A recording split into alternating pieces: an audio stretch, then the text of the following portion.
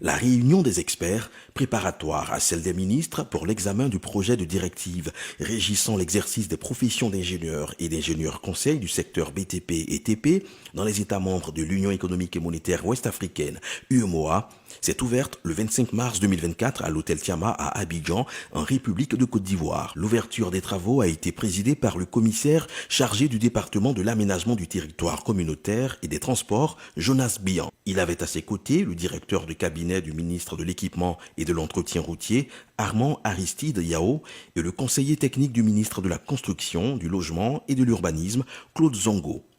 Dans son discours d'ouverture, le commissaire Bian a rappelé que depuis 2005, les plus hautes autorités de l'UEMOA ont instruit la Commission pour une mise en œuvre efficiente des libertés de circulation des personnes, de résidence, de prestation de services et du droit d'établissement au sein de l'espace communautaire. L'objectif poursuivi vise la construction d'un marché commun régional et l'approfondissement du processus d'intégration. Ainsi, pour rendre effectif la liberté de circulation et le droit d'établissement des personnes, des textes communautaires ont été adoptés pour certaines professions libérales, ce qui n'est pas le cas du corps professionnel des ingénieurs et ingénieurs conseils du secteur BTP et TP, en dépit du rôle essentiel qu'ils jouent dans le développement économique et social des États membres. Les participants à ces travaux ont eu droit à des visites d'infrastructures d'envergure et d'intérêt pour l'ingénierie civile dans le district d'Abidjan. Nous sommes là dans le cadre d'un travail avec l'UEMOA. Les différents pays se sont regroupés ici à Abidjan pour pouvoir travailler sur le texte qui permettra de régir en fait la libre circulation des ingénieurs du BTP, c'est-à-dire du bâtiment de travaux publics et des travaux particuliers au niveau de l'espace, c'est-à-dire entre les différents pays de l'Union, pour faciliter vraiment l'exercice de la profession dans tout pays en fait de cet espace-là. Dans le cadre en fait de cet exercice, puisque l'idée c'est de pouvoir avoir une directive qui va amener en fait chaque pays à pouvoir transposer au niveau des textes nationaux afin de pouvoir justement mettre en œuvre les différentes dispositions de ce texte de l'UEMOA. Et dans ce cadre-là, il a été prévu en fait des visites de différents sites au niveau d'Abidjan, dont celui où nous sommes aujourd'hui, actuellement, le pont à Auban, afin de pouvoir mixer justement le travail bureau, c'est-à-dire le bureau au niveau des textes, puisque nous sommes des experts, et aussi un peu la visite technique pour voir un peu ce qui s'est fait et ce qui se fait au niveau d'Abidjan en termes d'infrastructure. Donc nous sommes très heureux de pouvoir profiter de cette opportunité de pouvoir visiter un tel projet, qui est quand même un projet d'envergure au niveau de l'Afrique, en particulier au niveau de l'UEMOA.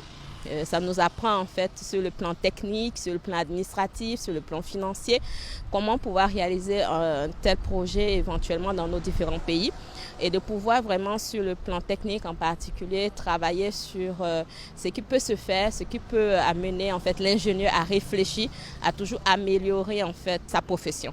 Donc c'est un pont à Auban que nous apprécions beaucoup par sa finesse, aussi par l'esthétique, mais aussi derrière par la technicité qui a été utilisée pour pouvoir le réaliser. Nous sommes à Abidjan dans le cadre d'une mission de l'UEMOA. Nous sommes réunis pour examiner le projet de directive qui régit la profession d'ingénieur et d'ingénieur conseil dans notre espace. Depuis 3 jours, tout se passe très bien. Aujourd'hui, nous avons la chance de visiter certaines infrastructures structurantes dans la ville d'Abidjan. Nous voyons que dans l'espace, l'espace se modernise à travers la ville d'Abidjan et nous souhaitons que ce soit continuel dans tous les autres pays de notre espace. On est à Abidjan dans le cadre de la validation des directives pour l'harmonisation et la libre circulation des ingénieurs et ingénieurs conseils dans l'espace UEMOA. Donc désormais, nos différents ordres qui vont être installés dans les différents pays permettront aux ingénieurs des 8 pays membres de pouvoir s'installer librement dans n'importe lequel des 8 pays, de venir travailler aisément sans pouvoir être considérés comme des étrangers.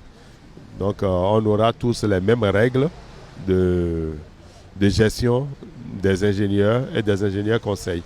Alors, donc c'est dans ce cadre que nous sommes arrivés et bien sûr, comme nous sommes des ingénieurs, les organisateurs ont bien voulu nous faire visiter quelques infrastructures, grandes infrastructures qui sont en cours de réalisation à Abidjan, que nous apprécions beaucoup. Nous félicitons le gouvernement pour le travail qui est fait. Nous félicitons tout le peuple ivoirien pour ces avancées notables qui nous permettent de ne pas aller très loin, de ne pas aller dans les pays de l'Hexagone avant de pouvoir regarder ce que nous voyons dans les films et qu'on sort. On les a touchés au bout des doigts et nous pensons que c'est un grand progrès pour toute l'Afrique. Pour M. Séraphin Kwame, vice-président de la Chambre nationale des ingénieurs conseils et des experts de génie civil de Côte d'Ivoire, ces visites ont permis de montrer la dynamique de l'ingénierie civile ivoirienne et surtout la croissance économique de la Côte d'Ivoire. Mais la rencontre d'aujourd'hui est une rencontre extrêmement importante pour l'ingénierie africaine en général et surtout l'ingénierie ouest-africaine et l'ingénierie ivoirienne. Il s'agit de prendre une directive qui va harmoniser les ordres des ingénieurs conseils et des ingénieurs de l'espace UEMOA. La réunion des experts qui précède la réunion des ministres sectoriels s'est tenue depuis lundi. Elle va s'achever demain.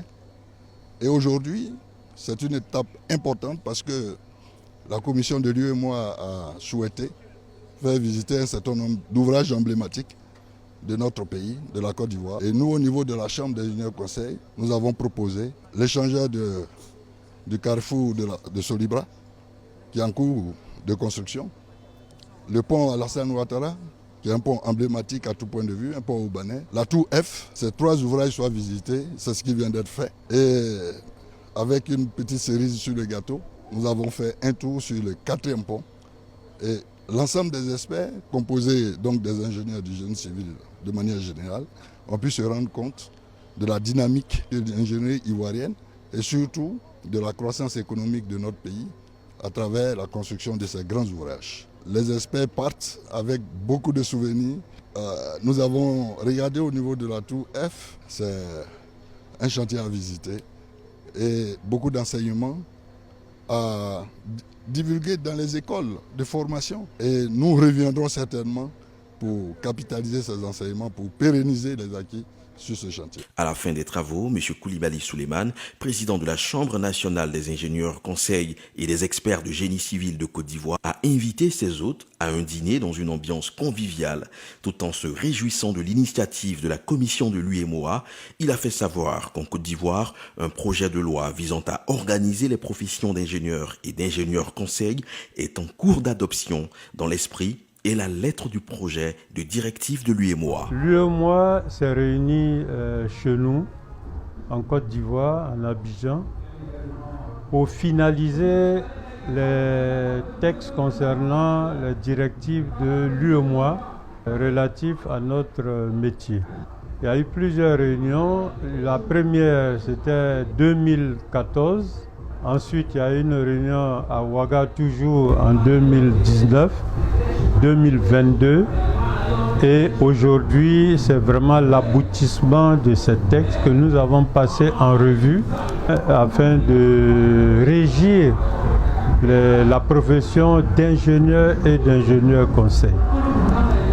Cela s'est passé dans une bonne ambiance, vous vous en doutez, avec les intellectuels, tous les points ont été vus. Nous avons passé le texte article par article et finalement cela a été adopté. Demain, ça va être la réunion des ministres pour approuver ces textes-là et ça va rentrer en vigueur.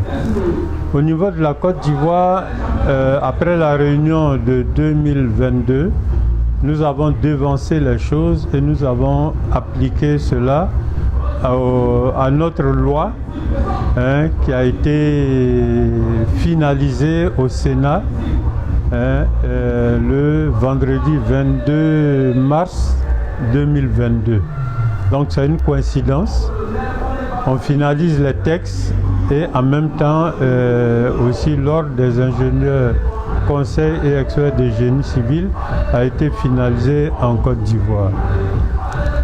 Cela est une bonne chose. Il faut savoir que le regroupement au niveau communautaire permettra à chaque ingénieur ou ingénieur conseil de quand même élargir son champ au niveau de l'acquisition de marché. et la libre circulation aussi dans l'espace UEMOA.